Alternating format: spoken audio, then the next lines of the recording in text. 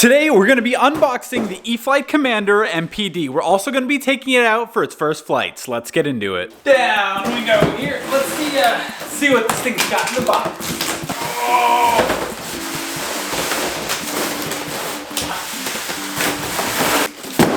All right, what do we got here? Instruction manual. Don't need that. Wing. Maybe, probably need the wing. Alrighty, there's our right wing. MPD Commander, gotta love the lettering. You can also see here the little quick connectors. Instead of having to run the cables through the fuselage and stuff, you just have your little quick connectors here for the servos. Pretty cool. Your wing bar, at least I think that's what you call it. Left wing, looking good. You do have your flaps here as well. Very nice. Your fuselage, looking mighty fine, if I do say so myself. Pull the you-know-what off right here. Ooh, I know. All right, stop getting excited, guys. Stop getting excited. Looking mighty good over here. Ooh, look at that, Commander. And here we've got the elevator pieces. And last, but certainly not least, arguably the most important, the landing gear.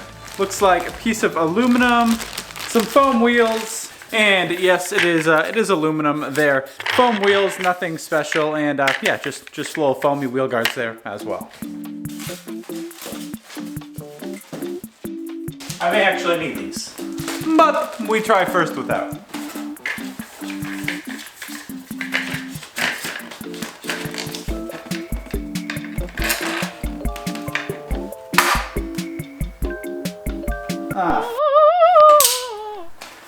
I broke the control arm.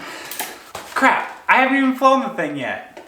Well, we're gonna lose a little bit of control throw on the elevator here, because as you guys can see, we broke the little end off of the control arm, and I don't know how you're supposed to do this without your fancy pliers. And not only that, but I bent the freaking screw that goes through this.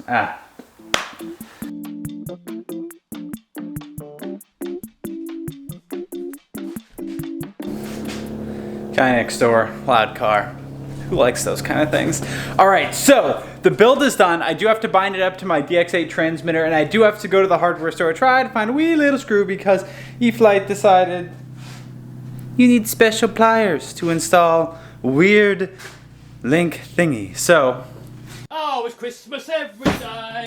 All right, so it's about a week later. I think the Amazon gods have likely blessed us with the rest of the parts that we need to get this thing back together. Unfortunately, the only way to get the screw that I needed was to literally order the entire hardware pack for the Commander MPD. It is what it is. I'll have some extra parts, which is a good thing, but let's get this thing thrown together. I needed a bucket. We got a bucket.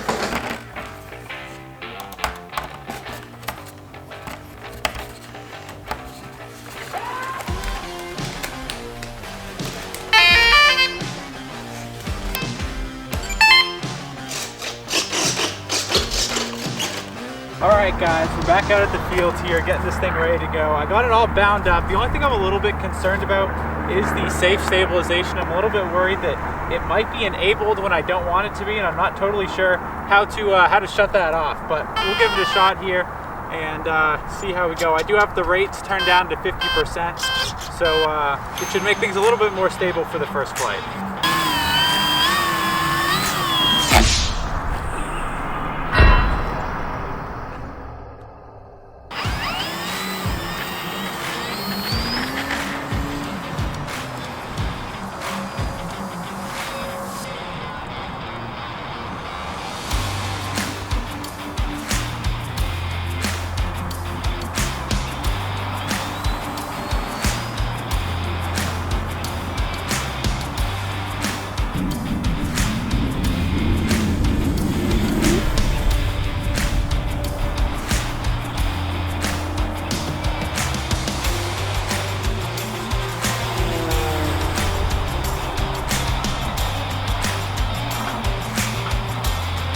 Trying to get it trimmed out here. I think it's probably a bit nose heavy still, but not horrible for a first flight.